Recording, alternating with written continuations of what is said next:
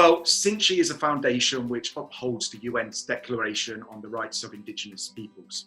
We have an emphasis on the right to self-determination and the protection of Indigenous lands. So all of the projects, all of the initiatives in which we work on, is about trying to show the important role Indigenous people play as the protectors of the land, the air, the water, who are really there on the front lines fighting on the front lines of climate change on behalf of us all. Saying IR Global, which is from Coventry and Warwickshire Mind. And we are a charity based in Warwickshire, and we look after the mental health of people within Coventry and Warwickshire. Last year, we were able to support 38,000 people who were in receipt of services from 21 different areas of speciality that we have. We're part of the Mind family nationally, which is about 120 local organisations. We're actually the largest provider of services within that national family. What I want to share with you today are the key stages that you need to go through to deliver a great pitch. So I'm going to take you on a little bit of a journey today. And we're going to start by looking at the whole area of preparation. Preparation to make sure that you prepare in the right way.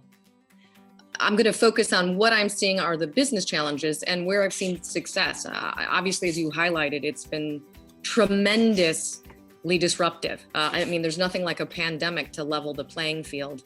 And two things that I would say that I've seen both in my own practice, but just in general, those businesses that pivoted quickly, that embraced that this pandemic was something that was going to change their business, those are the businesses that have been most successful and are continuing to succeed. And you've even heard a number of those businesses. The One Billable Hour program, what we've created is for members, if they feel a synergy, if this is something which touches your heart, which you care about, to be able to support the foundation and be an active partner.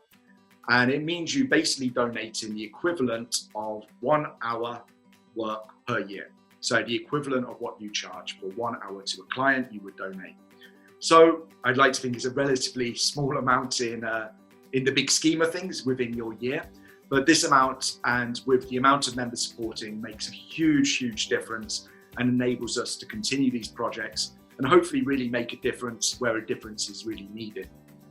Now, the next big picture area that we look at is what we call behavior.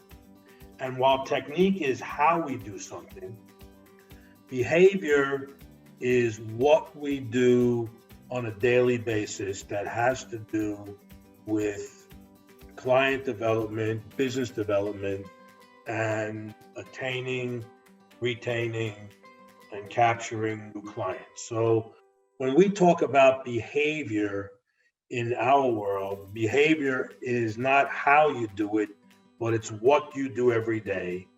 It's going to be kind of two-part here.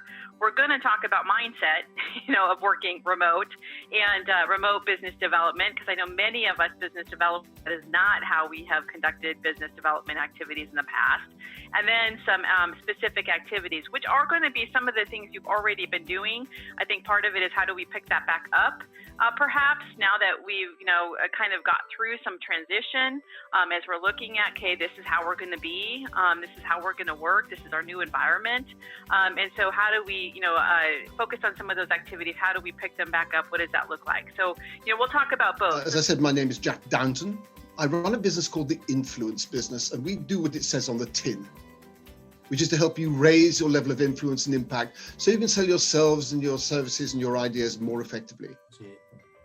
Well, thank you very much. Good morning, good afternoon, good evening, wherever you are. Welcome to the webinar and greetings from Fort Myers, Florida. The question that I have been asked again and again and again this year from clients, from friends, is what is it going to be like in 2021? What's it going to be like in 2022?